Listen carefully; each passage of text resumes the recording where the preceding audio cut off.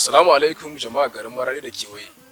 Muna gabatar muku da sabuwar ingantacciyar makarantar koyon aikin likitanci tare da shahararrun malamai. IPSB, Institut Privé de Santé Virginia Henderson, tana nan a garin Maradi.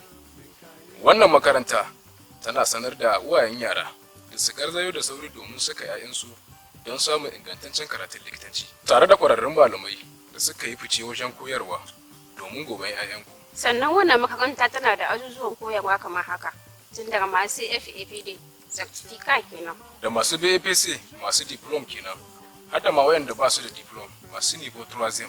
Sannan akwai masu nivo back, wato class terminal kenan. Sannan kuma akwai masu diplom kin terminal, wato HDM. Bugu da ƙari, wannan makaranta ta muku tanadin malaman koyar da harshen Turanci tare da ajin koyar da na'ura mai kwakwalwa cewa da ordinator tare da ingantaccen ɗakunan koyarwa wayanda za ku zauna a cikin farin ciki da walwala. IPSB Institute Privé de Santé Virginia Henderson tana na a unguwar Buzu dan Zambadi bisa hanya mai zuwa filin kokowa idan an fito daga Ikon Lobi. IPSB Institute Privé de Santé Virginia Henderson tana muku albishir da ta rage wani kaso daga cikin kuɗin biyan ɗalibanta. Garzaya da sauri domin saka sunayen 'ya'yanku. Domin ƙarin bayani za ku iya tuntuɓar lambobin wayar mu kamar haka: 93-06-89-06 ko 75-06-89-06 ko kuma 89-83-77-83.